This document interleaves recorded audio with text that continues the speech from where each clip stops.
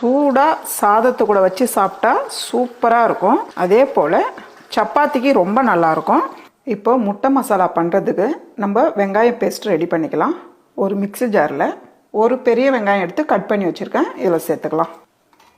கூடவே 2 பச்சை மிளகாய். இதை நல்லா பேஸ்ட்டாக அரைச்சி எடுத்துங்கம்மா. நல்லா நைஸ் பேஸ்ட்டாக வரணும். இப்போ ஒரு கடாயில் 2.5 டேபிள் ஸ்பூன் அளவுக்கு எண்ணெய் சேர்த்துக்கலாம். இந்த முட்டை மசாலாவுக்கு எண்ணெய் கொஞ்சம் கூடுதலாக ஆகும். கொஞ்ச நேரம் நல்லா எண்ணெய் சூடாகட்டும்.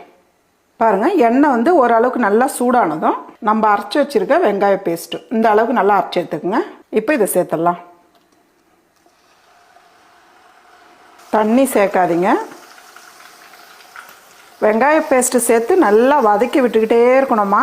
இந்த எண்ணெய் நல்லா வெங்காயத்தோடு நல்லா உறிஞ்சிடும். அது வரலும் நல்லா வதக்கி விட்டுக்கிட்டே இருக்கணும். நல்லா ஒரு 5 நிமிஷத்துக்கு